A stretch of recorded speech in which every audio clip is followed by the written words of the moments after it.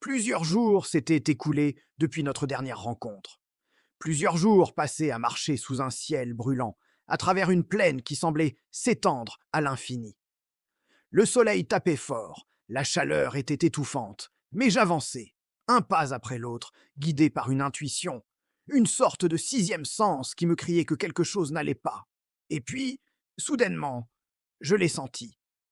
Une pression écrasante, si intense qu'elle semblait vouloir broyer le monde entier.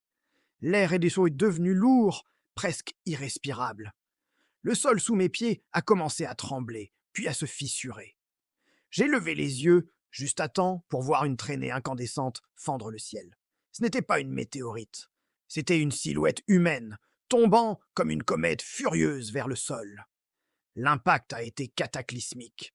Une explosion a secoué la plaine, soulevant un nuage de poussière et de débris qui a obscurci le soleil pendant un instant.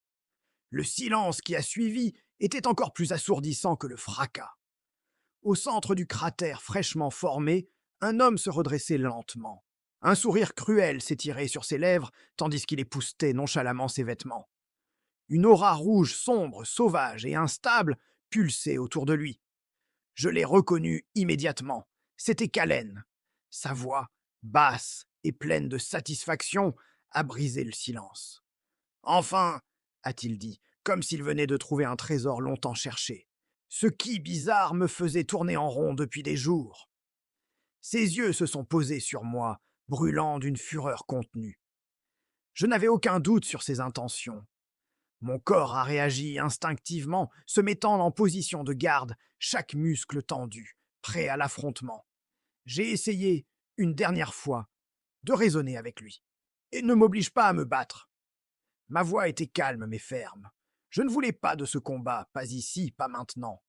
Mais je savais au fond de moi que mes paroles étaient vaines. Kalen a laissé échapper un rire bref et sec, un son dépourvu de toute joie. Trop tard! Ce furent alors ses derniers mots avant qu'ils ne disparaissent. Je n'ai même pas eu le temps de cligner des yeux. Une seconde, il était là, et la suivante, il n'y avait plus que le vent chaud du désert. Mais je sentais sa présence partout. Le combat avait déjà commencé. L'air a sifflé près de mon oreille. J'ai pivoté sur moi-même, levant mon bras juste à temps pour bloquer un coup de poing qui aurait pu pulvériser un rocher. L'onde de choc a fait trembler mes os. Il était rapide, incroyablement rapide. Nos mouvements sont devenus un flou indistinct, un balai mortel de coups portés à une vitesse folle. Je bloquais, j'esquivais, j'encaissais. Chaque parade envoyait des vagues de douleur dans mes avant-bras. Le sol se fissurait et explosait sous nos pas, témoin silencieux de la violence de notre échange. Chaque coup de Kalen était plus puissant que le précédent. Il ne se retenait pas, libérant toute la sauvagerie de son aura. Je sentais mes défenses commencer à céder. Il a vu une ouverture. Un direct surpuissant m'a frappé en pleine poitrine. J'ai senti l'air quitter mes poumons. Une douleur fulgurante m'a traversé. J'ai été projeté en arrière comme une poupée de chiffon, traversant une colline de part en part, dans un fracas de terre et de roches.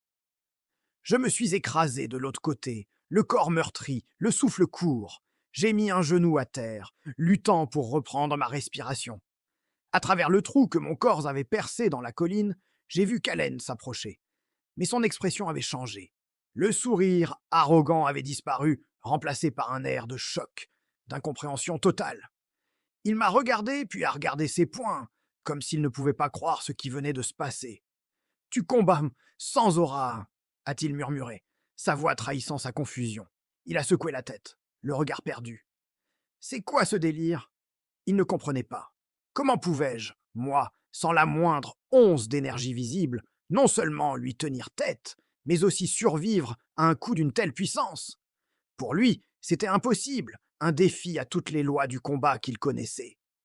Mais dans ses yeux, j'ai vu plus que de la confusion.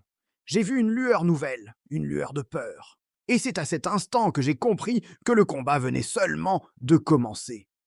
La suite de cette histoire incroyable arrive très bientôt, alors si vous ne voulez rien manquer, pensez à vous abonner et à activer la cloche. Merci de m'avoir écouté et à la prochaine.